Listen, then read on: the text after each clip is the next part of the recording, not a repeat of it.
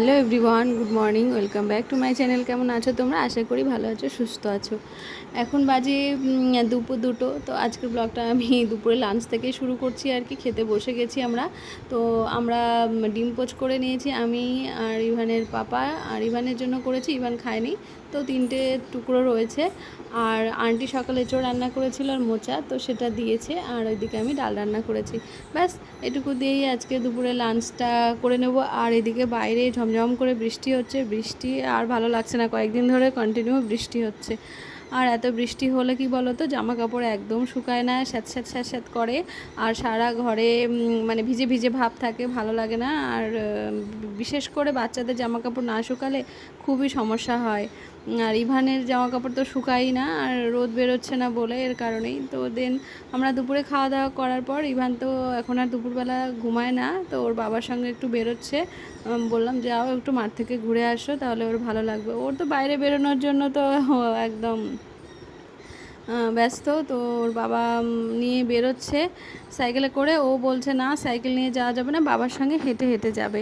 আমি বললাম না, হেঁটে গেলে অনেকটা দূর, আবার আসতে গেলে তো কষ্ট হবে, তখন তোর পাপাকে কোলে নিয়ে আসতে হবে, যেহেতু আমি যাচ্ছি না আর অনেকটা রাস্তা। তো একটু দুষ্টুমি করছিল, তারপরে কোনো রকমে আমি গিয়ে গেটটা খুলে দিলাম। দেন তারপরে আর কি গেল। এই কয়েকদিন আগে বলছিলাম না জুতো পরে না, এখন আবার দেখো জুতোটা খুব সুন্দর করে পরে। ও নিজে পছন্দ করেছে যেহেতু।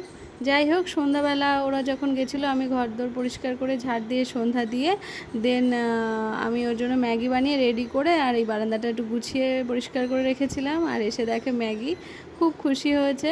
ম্যাগি দিয়ে একটু গাজর দিয়ে রান্না করে রেখেছি, আর তার মধ্যে জামা কাপড়গুলো ভাঁজ করে নিলাম। আর ও সবসময় থাকে দুষ্টুমি করে বলে কাজগুলো করতে পারি না, তো জামা কাপড়গুলো ভাঁজ করে নিলাম আর আলমারিতে রেখে দেবো বলে। আর তারপরে দেখো বাবার সঙ্গে গিয়ে আইসক্রিম নিয়ে এসেছে, খুব খুশি। আমি বললাম পাপা তুমি আমার জন্য কী এনেছো বলো? বলছে না না, কিছু আনিনি, কিছু আনিনি। আমি বললাম কেন আনোনি, আমার জন্য তো আনতে হয়, তাই না?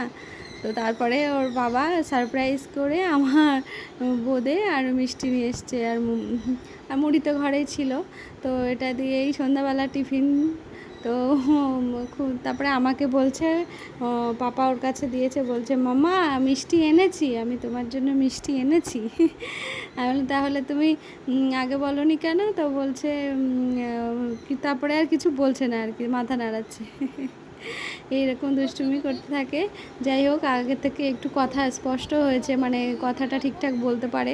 আগে কথা একদমই বলতে পারতো না, মানে জড়িয়ে যেত আর কি। এখন মানে বেশ কিছুটা বলতে পারে। এখানে বসো, থাকো, শো, ঘুমাও, এরকম কথা পুরোপুরি স্পষ্ট বলতে পারে। আর এই বৃষ্টির মধ্যে কয়েকদিন ধরে স্কুলে যেতে পারছে না। আর অবশ্য গরমের ছুটি কয়েকদিন পরে হয়ে যাবে, শুধু বৃষ্টির জন্য সকালে যেতে পারছে না। তো দেখি গরমের ছুটির পরে একবারে স্কুলে পাঠাবো আর কি। দেন বোঁদেটা নিয়ে এসছে, একদম ভালো না, মানে পুরো চিনি চিনি ভাব, এই জন্য আর খাইনি। একটা মিষ্টি দিয়ে মুড়ি দিয়ে খেলাম সন্ধ্যাবেলাটা। আরও তো ম্যাগি খেয়েছে, একবার মুড়ি নিয়ে নষ্ট করছে, একবার এই নিয়ে নষ্ট করে, এই করতে থাকে আর কি।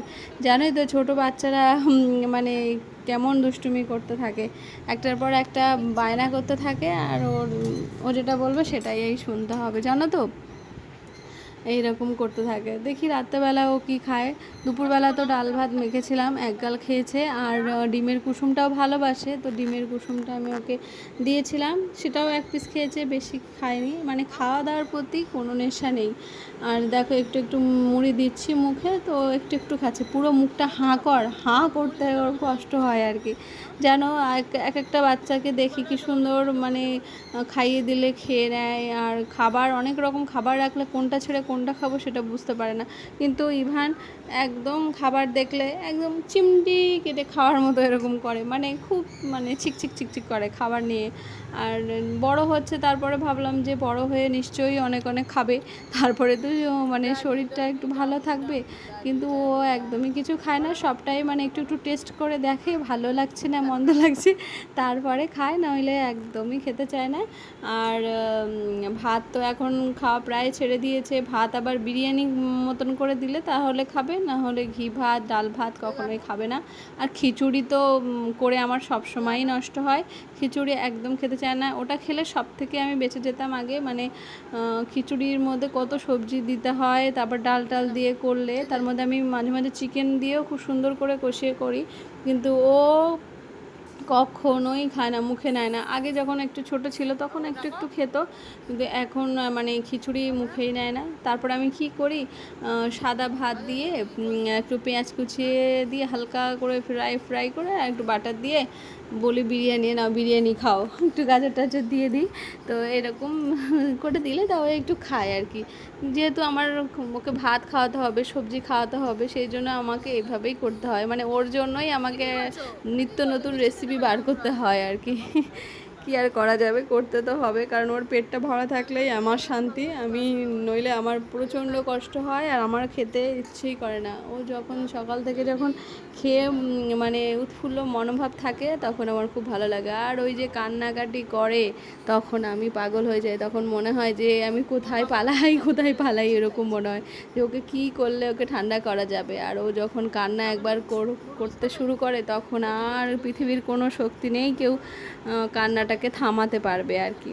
যাই হোক, ও নিজে না থামলে কেউ থামাতে পারে না, আরও প্রচণ্ড রেগে যায়। আর হ্যাঁ, থামে কখন, যখন আবার একটু বাইরের খাবার টাবার এনে দিলে তখন আবার একটু মানে থামে, কিন্তু ততক্ষণ আর কি কান্নাকাটি শুরু করে দেয়। নতুন কিছু চাই আর কি, মানে সেই সময়টা নতুন কিছু থাকলে তাহলে আবার ঠান্ডা হয়। এই রকম মানে প্রচণ্ড জেদ, এইটাই কী আর করবো বলো। তো এটা তো থাকবেই, বাচ্চাদের এক একটা বিশেষ গুণ থাকে বাচ্চাদের। তো আমার ছেলের এই গুণটাই আছে, আর কি করা যাবে। আর দেখো কেমন দুষ্টুমি করছে, মিষ্টির রসের মধ্যে পুরো মুড়িটা দিয়ে দিয়েছে।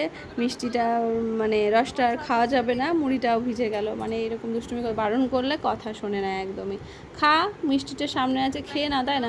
বাচ্চারা দেখলে এরকম মিষ্টি মুখের মধ্যে পুরে দেবে একবারে, কি সুন্দর দেখে, শুধু দেখে আর দুষ্টুমি করার চেষ্টা করে, এইরকম করতে থাকে আর কি।